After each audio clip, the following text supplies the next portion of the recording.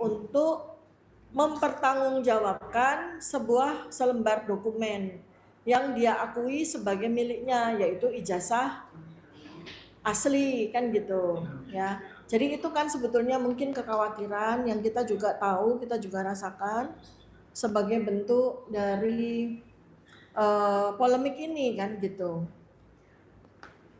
Nah sekarang dari sisi value ya, kemudian dari sisi nilai pembuktian, apakah kalau seseorang hadir itu langsung jadi ijazahnya asli ya? Belum tentu. Nah itu mungkin yang ditakuti kan? Yang ditakuti kan itu, kan ini kan ada penggiringan ya, terutama dari pihak pendukungnya Pak Joko Widodo nih, dari pihak Termul. Seakan-akan kalau Pak Jokowi hadir, itu seakan-akan ijazahnya pasti asli. Wah, perjalanannya masih panjang. Untuk bisa memastikan keaslian dari ijazah tersebut, itu bukan hanya dari sisi kehadiran Pak Joko Widodo, bukan. Tapi dari sisi pasca kehadiran beliau sebagai saksi pelapor, nah dimulailah ya sebuah evidence based observation ya, observasi berbasis data. Dari mana data itu? Bukan hanya dari satu lembar ijazah Joko Widodo, tapi dari 709 dokumen. 709 dokumen yang saat ini sudah disita oleh Polda Metro Jaya dan sudah dilimpahkan ke kejaksaan. Ya itulah yang nanti akan kita ujikan bersama-sama. Dan saya juga sudah bilang kepada salah satu media TV ya, saya bilang bahwa sebagai terdakwa saya punya hak sepenuhnya untuk melakukan yang disebut sebagai cross examination atau pengujian pembanding ya.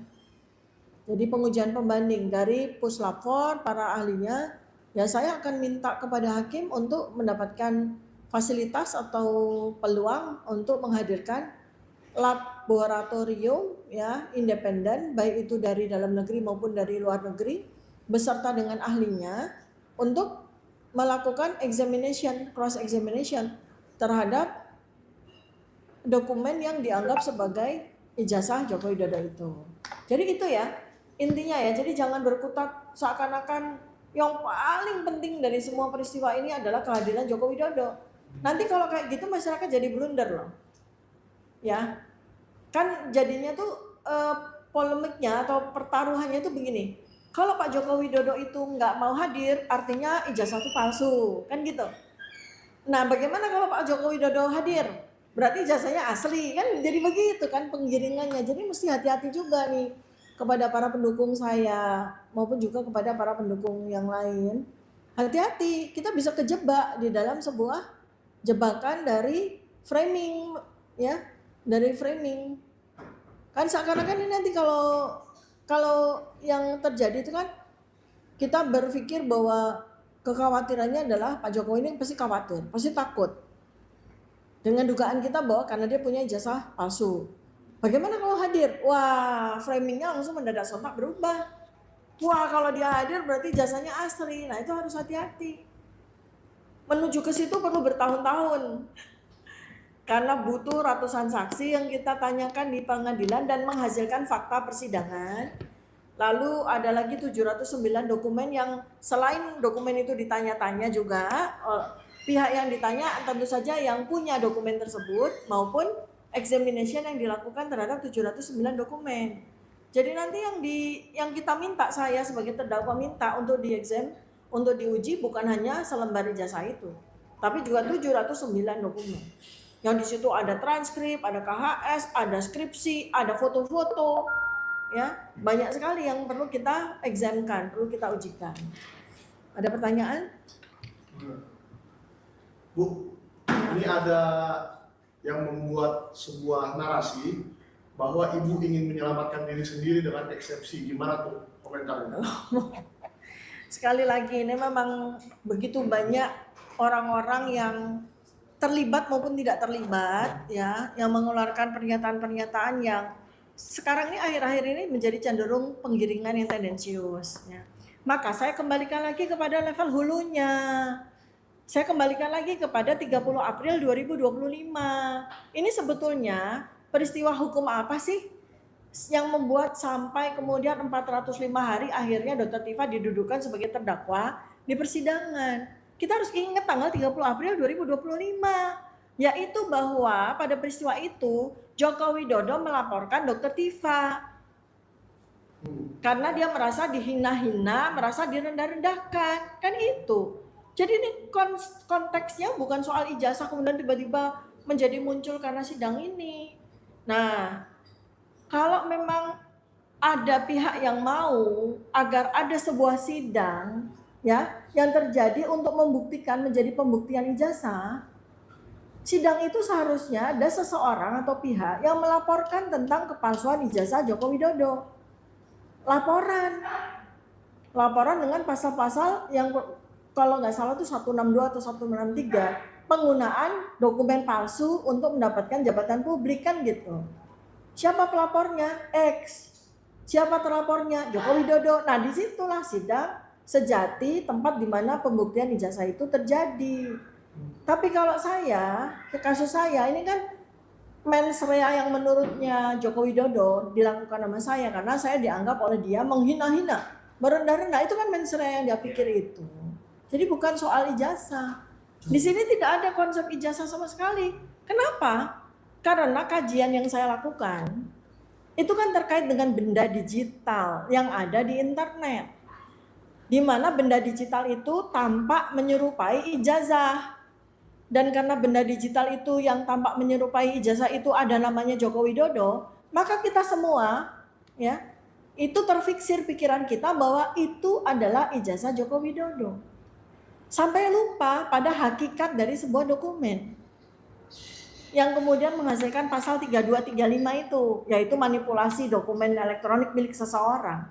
Pertanyaannya adalah, kalau Joko Widodo itu merasa saya melakukan manipulasi terhadap dokumen elektroniknya, pertanyaan saya adalah dokumen elektronik apa milik dia yang saya manipulasi, yang saya edit. Kalau memang Joko Widodo itu adalah sarjana lulusan UGM tahun 1985, dia nggak punya ijazah elektronik yang bisa kita edit, yang bisa kita manipulasi. Dia punyanya, kalau dia punyanya itu adalah selembar ijazah bentuknya kertas alias analog. Jadi pasal 3235 itu pasal yang ngaco, sangat tidak relevan gitu. Ya. Ayo dong, ini menarik ya. Kalau kita bicara persidangan tadi Dr. sedikit menyinggung bahwa pada pokoknya ini tidak mengarah ke dokumen ijazahnya Pak Jokowi, tapi mengarah ke pasal mengenai undang-undang ITE. ITE ya. Nah, sekarang ada diskusi yang lebih menarik lagi loh. Misalnya soal ada narasi yang menyatakan nanti akan stop di eksepsi. Nah, bagaimana dok caranya untuk bisa membuktikan nanti ijazahnya Pak Jokowi itu benar-benar asli atau palsu? Berarti kalau seandainya itu diputus eksepsi, nah ini masih seandainya ya. Itu belum juga terjadi. Nah, gimana langkah-langkahnya kepada tim? Iya, persoalan pembuktian ijazah itu harus. Ya, itu kewajiban bukan hanya saya, tapi kewajiban kita bersama. Kita bersama rakyat Indonesia 280 juta rakyat itu punya kewajiban untuk berani membuktikan ijazah yang sudah membawa korban, 2 warga negara dihukum bertahun-tahun sampai kehilangan kehidupannya loh. Ya, sampai kehilangan keluarga, kehilangan ekonomi dan sebagainya. Itu adalah kewajiban seluruh rakyat Indonesia, bukan hanya kewajiban saya. Jadi jangan kemudian begini loh. Ya, sekarang ini balik lagi, kita mendeduksi ya. Kalau sekarang kita bicara sidang Dr. Tifa di PN Jakarta Timur, itu Dr. Tifa melawan dakwaan. Ya, Dr. Tifa versus dakwaan. Dr. Tifa versus JPU yang memiliki dakwaan. Lalu apa yang harus dilakukan? Di situ pertarungannya adalah bagaimana Dr. Tifa dibantu oleh para advokatnya yang 27 orang itu untuk bebas dari dakwaan. Apa isi dakwaannya? Telah menghina-hina, telah merendah-rendahkan. 27 advokat saya berjibaku, bertempur dengan segenap pemikiran dan pengalamannya untuk membebaskan saya dari dakwaan tersebut. Lalu yang kedua, delik umumnya. Dr. Tifa didakwa telah melakukan manipulasi, telah melakukan edit dengan pasal 3235. Kewajiban para advokat saya adalah membebaskan saya, yang memberikan fakta-fakta persidangan bahwa saya tidak melakukan itu. Kan itu pertarungannya tuh di situ. Nah, sekarang apakah sudah sampai pada pertarungan itu? Belum. Karena inilah hukum Indonesia yang sudah sangat reformatif ya. Iya kan, sudah sangat reformatif. Pertama, adanya restoratif justice. Ya, pertama, ini saya udah 3 kali loh ditawari restoratif justice ya. Pertama dari yang bersangkutan sendiri melalui para termonya, saya tolak. Kedua, ketika berkas dilimpahkan, berkas dan sayanya sebagai tersangka dilimpahkan dari Polda Metro Jaya ke Kejaksaan. Di situ kedua kali saya ditawarkan restoratif justice, saya tolak. Ya, lalu yang ketiga pada sidang perdana, hakim menawarkan kepada saya untuk restoratif justice. Saya tolak untuk yang ketiga kalinya. Kenapa? Karena restoratif justice itu membutuhkan pengakuan bersalah dari orang yang didakwa dan kemudian pemberian maaf dari orang yang mendakwa. Nah, itu di situ yang saya tidak mau. Karena saya tidak punya salah apapun. Sekali lagi dalam beberapa kesempatan saya sampaikan, saya ini orangnya sangat menyukai untuk meminta maaf kalau memang saya keliru, atau menyukai memberi maaf kepada orang yang bersalah kepada saya. Tapi kalau saya harus minta maaf atas sesuatu yang tidak saya lakukan, untuk apa? Merendahkan diri saya.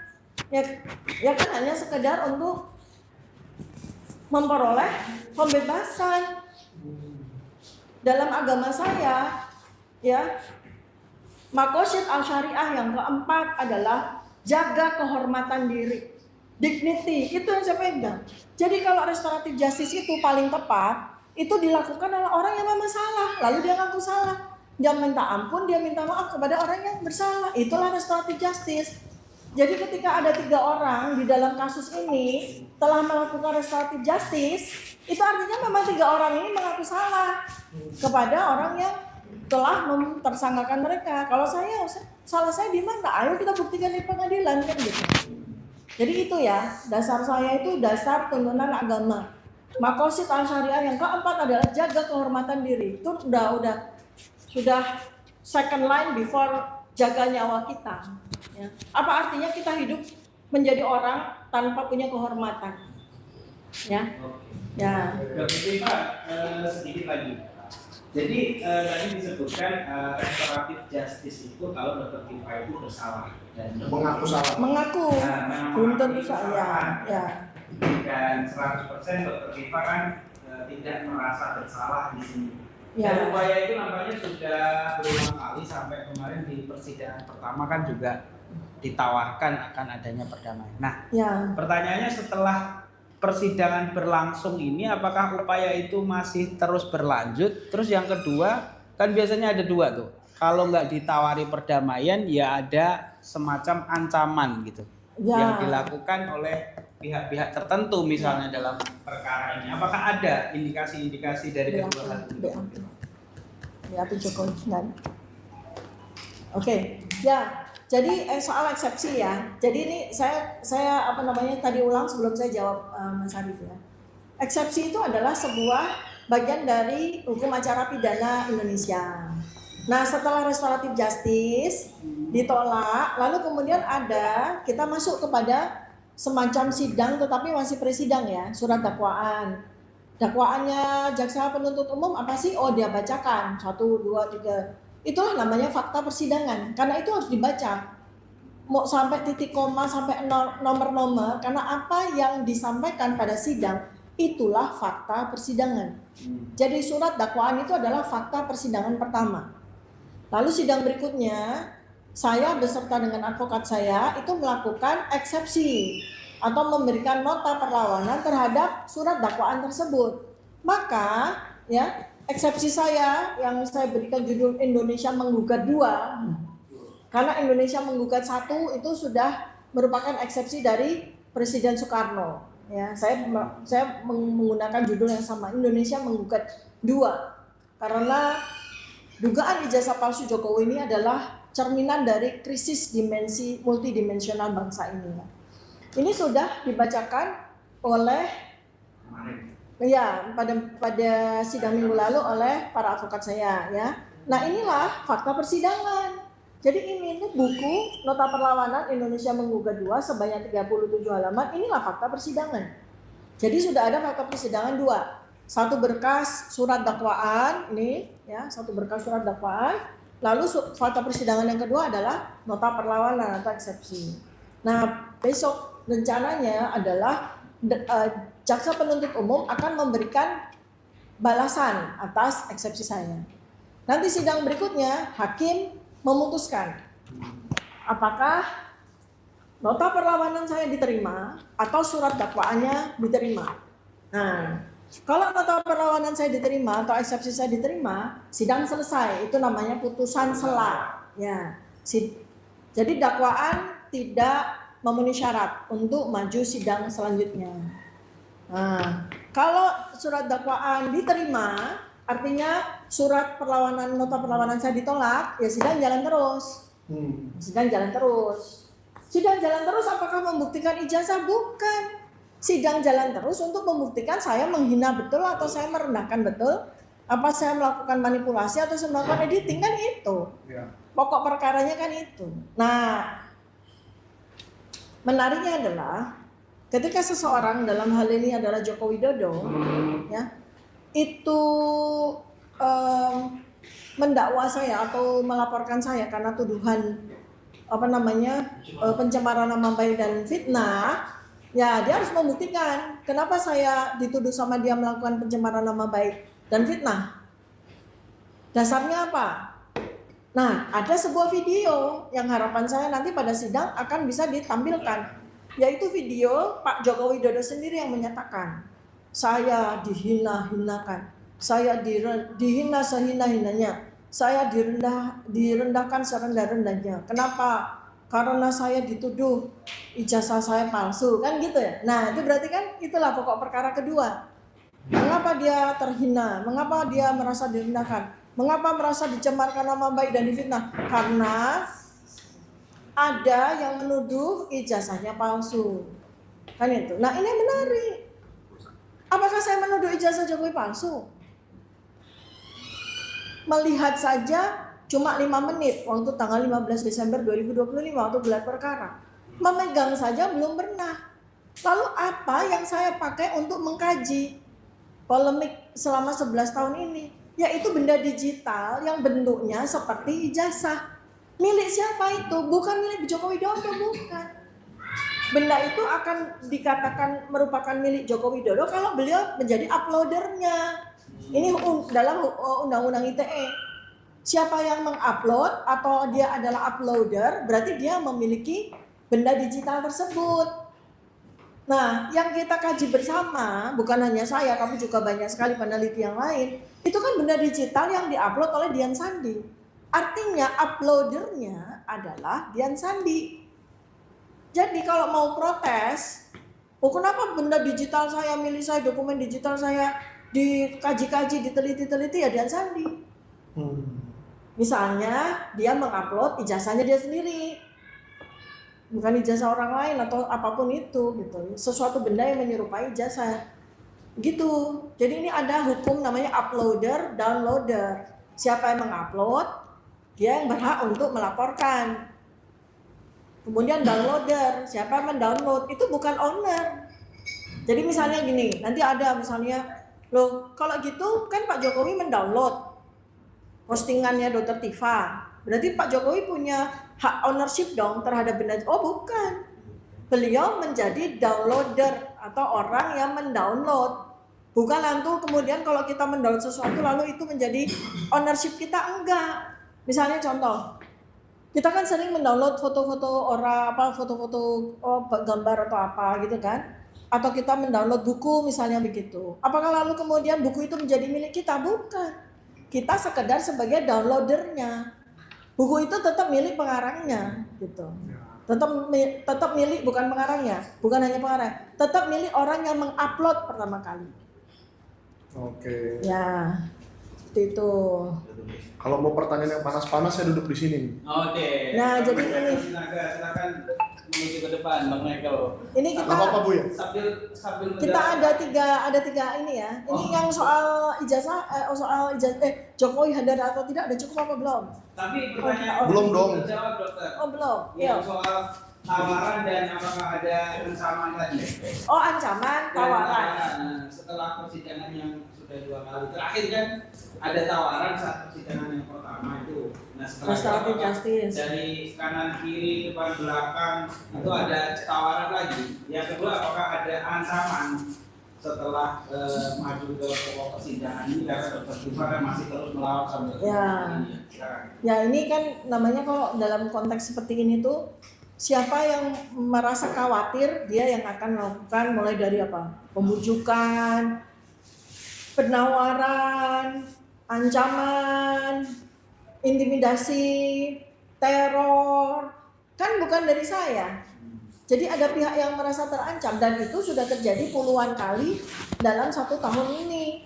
Apa saja itu? Mulai dari ancaman, bukan hanya saya tapi juga anak-anak saya yang sudah saya laporkan waktu itu di awal sekali di Komnas HAM. Lalu bujukan, kita udah tahu berapa kali pihak pendukungnya Pak Jokowi ya, para termul yang kita sebut para termul itu membujuk saya untuk melakukan restoratif justice.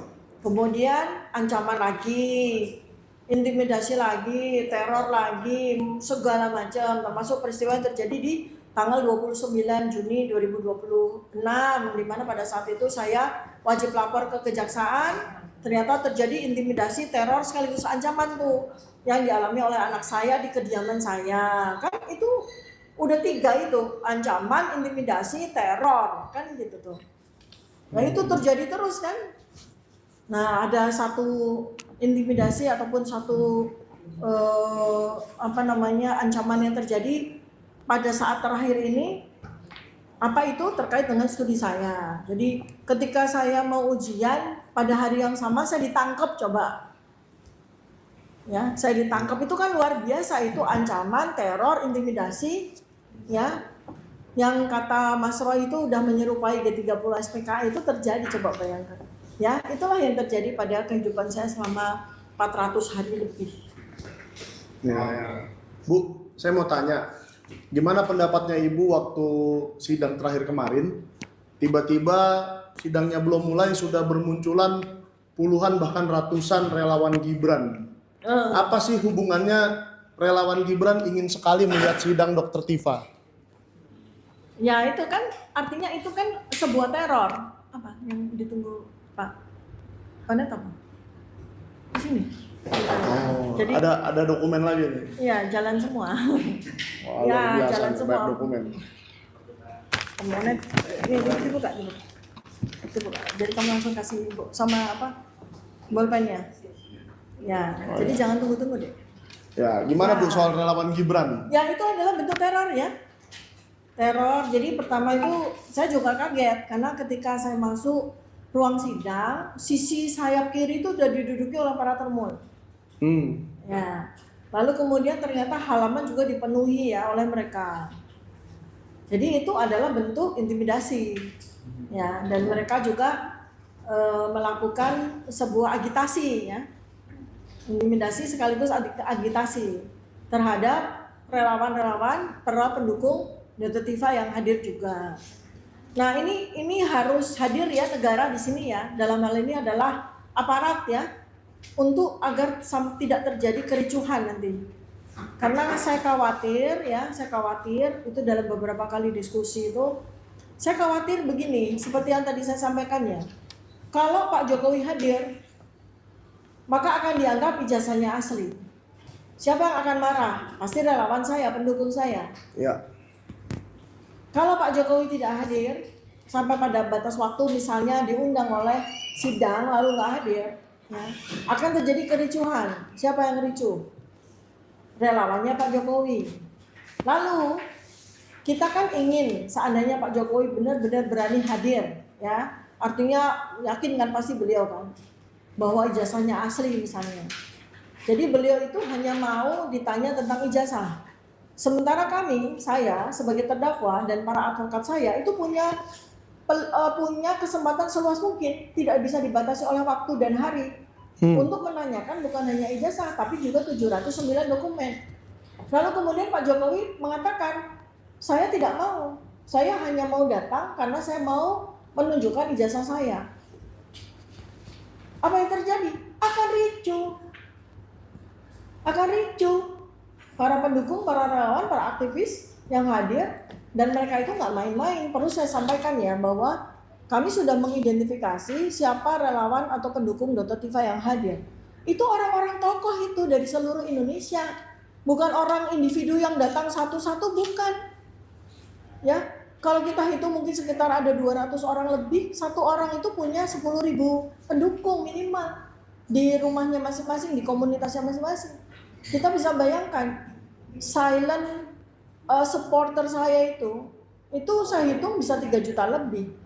Belum yang nggak hadir atau belum yang hanya mengirimkan doa dan sebagainya. Ini akan menjadi sebuah potensi ricuh yang besar sekali. Jadi dari awal saya sudah sampaikan ya kepada pihak aparat, baik dari kepolisian dalam hal ini ya yang memegang tanggung jawab keamanan maupun dari pihak TNI, karena ini jangan main-main.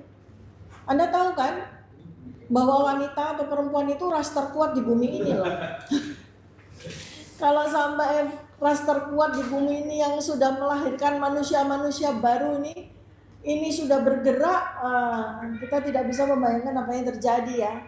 Jadi ini saya prevent ya, saya malah menyampaikan antisipasi. Jangan terlihat terdakwanya seorang perempuan lemah lembut begitu. Kalau sudah bergerak, wah mengerikan namanya. Mobil aja bisa dibalik loh sama perempuan. Terus Bu, ada pendapat nggak Bu soal waktu kemarin setelah selesai dari sidang, terus mereka saya lihat masuk ke dalam sebuah restoran yang agak mahal, makan rame-rame di situ. Kira-kira pendapat Ibu gimana tuh? Kok pendukung Mas Gibran ini makannya di restoran mahal, Bu? Iya, saya kaget juga karena restoran itu udah saya booking buat saya dan para advokat saya tuh. Iya. Jadi kita sama-sama ternyata booking. Jadi tumplek tuh antara saya dengan advokat sama para termul. Iya. Ya, jadi ini teman-teman semuanya, Mike, teman-teman ya. Ini di depan saya ini adalah para bohir saya nih, teman-teman. Oh iya, buku-buku ini ya. Bohirnya Dr. Tifa tuh ini. Dr. Tifa bisa mengundang teman-teman, para aktivis, jurnalis, advokat, pokoknya semua pendukung itu makan di restoran kalau ada waktunya, mau rapat, mau kita beraktivitas, podcast itu yang bayari bohir ini. Supaya tahu. Jadi bantu kalau memang kita pengen berkegiatan positif, bantu dong. Iya, dengan membeli buku dengan ya. Membeli buku ini supaya perjuangan kita terus berenergi. Iya. Ya. Apalagi? Ya, soal Jokowi datang udah cukup. Sudah, kita ganti tema aja. Iya. ganti tema. Ada tema apa lagi Bu, Ada. yang mau dibahas? BAP.